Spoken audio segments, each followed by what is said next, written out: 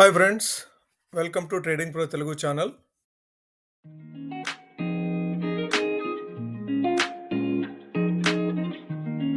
Evening friends, welcome to daily market analysis. ఇప్పుడు మనం మార్కెట్లు చూస్తే కనుక చాలా వరకు కరెక్షన్ కంప్లీట్ అయిందని చెప్పుకోవచ్చు. వార్ సిచ్యువేషన్తో వచ్చిన కరెక్షన్ ఏదైతే ఉందో లాస్ట్ 2 to 3 వీక్స్ నుంచి ఆల్మోస్ట్ మార్కెట్ డైజెస్ట్ చేసుకున్నట్టుగా కనపడుతుంది. వార్ ఇంకా కంటిన్యూ అవుతున్నప్పటికీ కూడాను కాస్త స్లో అయినట్లే కనపడుతుంది. ఇక మన మార్కెట్ల విషయానికి వస్తే అమెరికా మార్కెట్లు పాజిటివ్ గా క్లోజ్ అవడంతో మన మార్కెట్లు కూడా పాజిటివ్ గా ఓపెన్ అయ్యాయి. 85 పాయింట్ల వరకు పాజిటివ్ గా ఓపెన్ అయిన నిఫ్టీ ఓపెనింగ్ గెయిన్స్ ని మార్నింగ్ అవర్స్ లో నిలబెట్టుకోలేకపోయిందని చెప్పుకోవచ్చు. 10 గంటల తర్వాత వచ్చిన సెల్లింగ్ ప్రెషర్ తోటి ఓపెనింగ్ లెవెల్ నుంచి సుమారుగా 160 పాయింట్ల వరకు డౌన్ సైడ్ మూవ్ అయింది. 11 గంటల తర్వాత వచ్చిన స్ట్రాంగ్ బయింగ్ తోటి పాజిటివ్ గా మూవ్ అవుతూ డే హైకి రీచ్ అవ్వగలిగింది.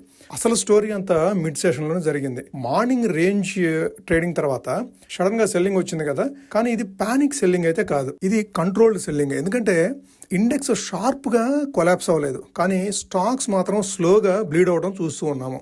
ఇది ఇన్స్టిట్యూషనల్ యాక్టివిటీ అని చెప్పుకోవచ్చు మనం. ఇది క్లాసిక్ సైన్. మార్కెట్లు మాత్రము షార్ప్ గా కొలాప్స్ అవ్వు, కానీ స్టాక్స్ మాత్రము స్లోగా బ్లీడ్ అవుతూ ఉంటాయి. సో ఇది ఇన్స్టిట్యూషనల్స్ యాక్టివిటీకి ఇది క్లాసిక్ సైన్. ఇది ఆఫ్టర్నూన్ లో మార్కెట్ రికవర్ అవ్వడానికి ట్రై చేసింది, కానీ ఫాలో త్రూ బయింగ్ అయితే రాలేదు. కానీ సెకండ్ హాఫ్ లో మార్కెట్ లో మరలా బయింగ్ ఎమర్జ్ అవడంతో పాజిటివ్ గా క్లోజ్ అవడం జరిగింది. ఓవరాల్ గా మార్కెట్ ని చూస్తే కనుక ఇది కంప్లీట్ ట్రెండీ డే అయితే కాదు, కానీ పాజిటివ్ గా మాత్రం క్లోజ్ అవ్వగలిగింది. ఇది ఒక confusion day. Smart money quiet గా పొజిషన్స్ తీసుకున్నట్టుగా కనపడుతుంది. మార్నింగ్ లో బుల్లిష్ హోప్, మిడ్ సెషన్ లో షార్ప్ సెల్లింగ్, క్లోజింగ్ దగ్గర అగైన్ బుల్లిష్. సో ఇదంతా కూడాను ర్యాండమ్ మూవ్మెంట్ అయితే కాదు. ఇది బేసిక్ గా గ్లోబల్ టెన్షన్స్ కు సంబంధించిన మూవ్. అట్లానే oil volatility, oil during the day ఏ విధంగా అయితే మూవ్ అవుతుందో మన మార్కెట్ లో కూడాను దానికి అనుగుణంగానే డాన్స్ చేస్తున్నాయని చెప్పుకోవచ్చు. అట్లానే ఇన్స్టిట్యూషనల్ పొజిషన్ కూడాను చేంజ్ అవుతూ వస్తుంది. ఒక సెక్టార్ నుంచి ఇంకో సెక్టార్ కి రొటేషన్ అవుతూ ఇన్స్టిట్యూషనల్ పొజిషనింగ్ కూడా చేంజ్ అవడం తోటి మన మార్కెట్లు కన్ఫ్యూజన్ స్టేట్ లో ఉండి ఈ విధమైన మూమెంట్స్ అయితే చూపిస్తున్నాయి. కానీ ఇక్కడ ముఖ్యమైన విషయం ఏంటంటే రీటైల్ ట్రేడర్స్ మాత్రము కన్ఫ్యూజన్ లో ఉన్నారు. స్మార్ట్ మనీ మాత్రము క్లియర్ గా యాక్షన్ తీసుకుంటుంది, కానీ రీటైల్ ట్రేడర్స్ మనలాంటి వాళ్ళు మాత్రము చాలా కన్ఫ్యూజన్ స్టేట్ లో ఉన్నారు. సో మార్కెట్ అప్ సైడ్ వెళ్తుందా, డౌన్ సైడ్ వెళ్తుందా? అప్ సైడ్ వెళ్తే మనం బై చేయొచ్చా, డౌన్ సైడ్ వెళ్తే సెల్ చేయొచ్చా? సో ఈ విధమైన కన్ఫ్యూజన్ మాత్రము మనకి ఇంకా కంటిన్యూ అవుతానే ఉంది. ఇక ఈ రోజు వీడియోలో మార్కెట్లో అసలు ఏమి జరిగింది, ఏ స్టాక్స్ నిజంగా మార్కెట్ను మూవ్ చేశాయి, ఏ సెక్టార్లో సెల్లింగ్ ఎక్కువగా ఉంది, ఏ సెక్టార్ స్ట్రెంగ్త్ చూపించాయి, అట్లానే నెక్స్ట్ మార్కెట్ మూవ్ ఏ విధంగా ఉండే అవకాశం ఉందో క్లియర్ గా డీప్ డైవ్ చేసి డిస్కస్ చేసే ప్రయత్నం చేద్దాం. ఈ రోజు స్పెసిఫిక్ గా మార్కెట్ ను మూవ్ చేసిన స్టాక్స్ గురించి మాట్లాడుకోవాలంటే రిలయన్స్ ఇండస్ట్రీస్.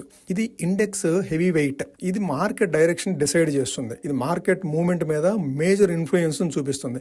ఇంట్రాడేలో కాస్త స్వింగ్ కనిపించినప్పటికీ కూడాను ఓవరాల్ గా స్టేబుల్ గానే ఉందని చెప్పుకోవచ్చు. ఆయిల్ నేరేటివ్ వల్ల సెంటిమెంట్ మిక్స్డ్ గా ఉండటంతో రిలయన్స్ లో పెద్దగా బయ్యింగ్ అని పెద్దగా సెల్లింగ్ అని కనపడలేదు. కాస్త స్టేబుల్ గానే ఉందని చెప్పుకోవచ్చు ఈ రోజు ట్రేడింగ్ సెషన్ మొత్తము. దాంతో నిఫ్టీ కూడాను కాస్త మార్నింగ్ అవర్స్ లో డౌన్ అవటం, మరలా ఆఫ్టర్నూన్ సెషన్ లో రికవర్ అవటం, మిగిలిన సెక్టార్ మూవ్మెంట్ వల్ల మార్కెట్ లో ఆ మూవ్మెంట్ అనేది, వాలిటిలిటీ అనేది ఎక్కువగా కనిపించింది. అయితే ఈ రోజు ఐటీ సెక్టర్ లో స్టాక్స్ స్పెసిఫిక్ గా చూడాలంటే TCS, Infosys and HCl tech, ఈ 3 స్టాక్స్ కూడాను కాస్త క్రాక్ డౌన్ అని మార్నింగ్ అవర్స్ లో. దాంతో నిఫ్టీ కూడాను ఆ ప్రెషర్ చూపించింది. సో టీసీఎస్ అయితే ఆల్మోస్ట్ 2% వరకు లోయర్ సైడ్ మూవ్ అయింది. ఇన్ఫీ కూడాను 2%, హెచ్సిఎల్ టెక్ కూడాను 2% డౌన్ సైడ్ మూవ్ అవడం తోటి వాలిటిలిటీ మాత్రము కాస్త ఎక్కువగానే కనిపించింది ఐటీ సెక్టార్ స్టాక్స్ లో. అయితే ఆటో సెక్టార్ రీబౌన్స్ అవడం తోటి, especially Maruti Suzuki stock rebound అవడం తోటి కాస్త స్టేబుల్ గా ఉందని చెప్పుకోవచ్చు. ఈ రోజు స్పెసిఫిక్ గా మన నిఫ్టీకి సపోర్ట్ చేసిందంటే మెటల్ సెక్టార్, ఆటో సెక్టార్. ఈ 2 సెక్టార్స్ పాజిటివ్ గా మూవ్ అవడం వల్ల ఈ రోజు మార్కెట్లు కాస్త చాలా స్ట్రాంగ్ పాజిటివ్ గా అప్ సైడ్ మూవ్ అవ్వగలిగినాయి. ఈ రోజు నిఫ్టీ ఎక్స్పైరీ కూడా ఉండటంతో కాస్త షార్ట్ కవరింగ్, లోయర్ లెవెల్స్ నుంచి కాస్త షార్ట్ కవరింగ్ కూడా వచ్చిందని చెప్పుకోవచ్చు. అయితే ఇప్పుడు మార్కెట్ లో బిగ్గెస్ట్ వర్రీ ఏంటంటే ఇరాన్ ఇజ్రాయెల్ టెన్షన్స్. ఈ వారు కంటిన్యూ అయినంత కాలము మన మార్కెట్ లో ఏ నిమిషాలైనా సరే రియాక్ట్ అవ్వచ్చు. ఆయిల్ ప్రైసెస్ ని బేస్ చేసుకుని మన మార్కెట్ లో మూవ్మెంట్ అనేది రాబోయే రోజుల్లో ఉండే అవకాశం ఉంది. ఆయిల్ ప్రైసెస్ ఇక్కడ స్టేబుల్ అయితే $100 నుంచి $80 ఆ రేంజ్ లో కనుక ఉండగలిగితే ఆయిల్ ప్రైసెస్ మన ఎకానమీకి కాస్త పర్వాలేదు, కాస్త ఊరటనిచ్చిందని చెప్పుకోవచ్చు. అట్లా కాకుండా ఇంకా హయ్యర్ సైడ్ మూవ్ అవుతూ $130, $150 వరకు మూవ్ అయిందంటే ఆయిల్ ప్రైసెస్ మన ఎకానమీకి అది బిగ్గెస్ట్ థ్రెట్ అవుతుంది. సో ఈ ఆయిల్ ప్రైసెస్ ఏ విధంగా ఉంటుంది, ఈ సప్లై డిస్ట్రప్షన్స్ ఏ విధంగా ప్యాన్ అవుట్ అవుతున్నాయి, ఈ వార్ సందర్భంగా ఈ సప్లై అనేది ఏ విధంగా డిస్టర్బ్ అవుతుందని మనం కీన్ గా అబ్జర్వ్ చేయాలి. ఏ రోజుకి ఆ రోజు supply chain disturbances, oil price movements ఈ రెండు కీన్ గా అబ్జర్వ్ చేయాలి మనం ట్రేడింగ్ పొజిషన్స్ తీసుకోవాలంటే. ప్రధానంగా మనం అబ్జర్వ్ చేయాల్సింది ఏంటంటే ఆయిల్ ప్రైసెస్ రైజ్ అయితే ఇన్ఫ్లేషన్ ఫియర్స్ పెరుగుతాయి. ఇన్ఫ్లేషన్ ఫియర్స్ పెరిగినాయి అంటే ఆటోమేటిక్గా ఆర్బీఐ రేట్ కట్స్ డిలే అవడంతో పాటుగా ఒక్కోసారి రివర్స్ కూడా చేయొచ్చు. ఆర్బీఐ ఇప్పటి వరకు ఏదైతే కట్ చేస్తూ వస్తున్నారో ఒక 25 బేసిస్ పాయింట్స్ ఇన్ఫ్లేషన్ కనుక అనుకున్న స్థాయి కంటే ఎక్కువ స్థాయిలో పెరిగితే రేట్ కట్స్ చేయకపోగా రేట్ ఇంక్రీజ్ కూడా చేయొచ్చు. ఇవి కూడా చూడాలి. దాంతో పాటుగా ఎఫ్ఐఐ బిహేవియర్ కూడాను. ఎఫ్ఐఐ ఈ మధ్య కాలంలో ఎక్కువగానే సెల్ చేస్తున్నారు. ఈ వార్ సిచ్యువేషన్ లో ఇంకా ఎక్కువగా కంటిన్యూ చేస్తూనే ఉన్నారు ఆ సెల్లింగ్ ప్రెషర్ ని. సో ఇది కూడా అబ్జర్వ్ చేయాలి. ఈ రెండు ఫ్యాక్టర్సే మన మార్కెట్ ని రాబోయే రోజుల్లో డైరెక్షన్ డిసైడ్ చేసే అంశాలు. డొమెస్టిక్ న్యూస్ అయితే మన మార్కెట్ కి అంతా అనుకూలంగానే ఉంది. కానీ ఎక్స్టర్నల్ ఫ్యాక్టర్స్ లైక్ వార్ గానీ ఎఫ్ఐఐ సెల్లింగ్ గానీ ఈ రెండే మన మార్కెట్ ని ఇప్పుడు భయపెడుతున్నాయి. ఓకే ఫ్రెండ్స్, మనం చార్ట్ చూస్తూ నిఫ్టీకి సెన్సెక్స్ కి support and resistance A levels దగ్గర అబ్జర్వ్ చేయొచ్చు ఐడెంటిఫై చేసే ప్రయత్నం చేద్దాము. నిఫ్టీ కనుక చూస్తే మీరు 23,580 దగ్గర క్లోజ్ అయింది. సో స్ట్రాంగ్ క్యాండిల్ ఏర్పడిందని చెప్పుకోవచ్చు. లోయర్ లెవెల్స్ కు మూవ్ అయినప్పటికీ కూడాను మనం నిన్న సపోర్ట్ ఏదైతే అనుకున్నామో 23,400, ఆ 23,400 కంటే ఒక 20 పాయింట్స్ బిలో సైడ్ మూవ్ అవుతూ 23,377 వరకు లోయర్ సైడ్ మూవ్ అవుతూ అక్కడి నుంచి స్ట్రాంగ్ రికవరీ చూసాము సెకండ్ హాఫ్ లో.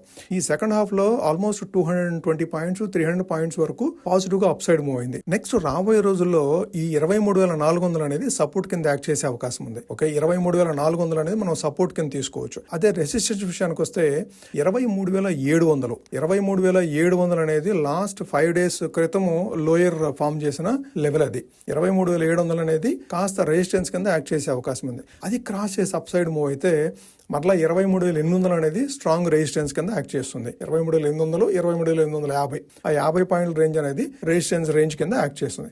ఆ 23,850 క్రాస్ చేసి అప్ సైడ్ వెళ్తేనే మరలా 24,000 అండ్ అబోవ్ లెవెల్ కి మార్కెట్ మూవ్ అయ్యే అవకాశం ఉంది.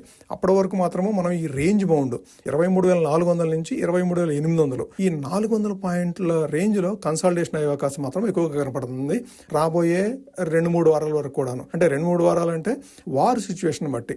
వార్ ఇంకా ఇంటెన్సిఫై ఏదైనా వేరే దేశాలు కూడా పార్టిసిపేట్ చేయటం, ఏది నార్త్ కొరియా కానీ రష్యా కానీ చైనా కానీ ఏ మాత్రం ఇంట్రెస్ట్ చూపించినాయి అంటే మరలా ఒకసారి క్రాక్ డౌన్ అవుతున్నాయి మార్కెట్స్. సో అదేమి లేకుండా వేరే ఇతర కంట్రీ కూడా దాంట్లో పార్టిసిపేట్ చేయకుండా ఇజ్రాయెల్ ఇరాన్ మాత్రమే వార్ చేస్తూ ఉంటే కాస్త మార్కెట్స్ డైజెస్ట్ చేసుకొని ఈ వార్ సిచ్యువేషన్ డైజెస్ట్ చేసుకొని ఇక్కడి నుంచి కాస్త స్లోగా పాజిటివ్ గా మూవ్ అయ్యే అవకాశం ఉంది రాబోయే రోజుల్లో.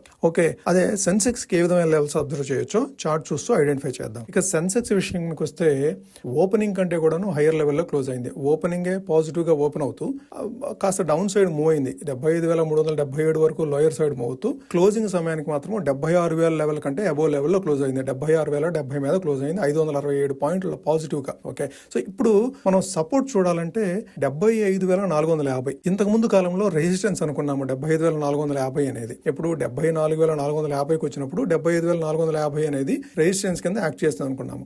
ఇప్పుడు అది సపోర్ట్ కింద మారుతుంది. 75,450, 400 అనేది ఇప్పుడు సపోర్ట్ కింద యాక్ట్ చేస్తుంది. అదే రెసిస్టెన్స్ విషయానికి వస్తే 76,450. 76,450 అనేది రాబోయే రోజుల్లో రెసిస్టెన్స్ కింద యాక్ట్ చేసే అవకాశం ఉంది. అది క్రాస్ చేసి అప్ సైడ్ మూవ్ అయితే కనుక మరలా 77,500, 78,000 వరకు కూడాను ట్రావెల్ చేసే అవకాశం ఉంది సెన్సెక్స్ పరంగా చూస్తే. మనం ఇమీడియట్ గా కీన్ గా అబ్జర్వ్ చేయాల్సింది 75,450 డౌన్ సైడ్, 76,450 హయ్యర్ సైడ్. ఈ 1000 పాయింట్స్ రేంజ్ అనేది మనం కీన్ గా అబ్జర్వ్ చేయాలి రాబోయే రోజుల్లో సెన్సెక్స్ సంబంధించి. ఓకే, ఇది ఫ్రెండ్స్ ఈ రోజు వీడియో. మీకు నచ్చినట్టయితే ఈ వీడియోని లైక్ చేయండి. ఇది మీ ఫ్రెండ్స్ కానీ కొలీగ్స్ కానీ రిలేటివ్స్ కానీ యూస్ఫుల్ అవుతుంది అనుకుంటే వాళ్ళకు కూడా షేర్ చేయండి. మీరు ఇప్పటి వరకు ఛానల్ సబ్స్క్రైబ్ చేయకుండా చూస్తున్నట్లయితే ఛానల్ సబ్స్క్రైబ్ చేసి మమ్మల్ని ఎంకరేజ్ చేయండి ఫ్రెండ్స్. Thank you.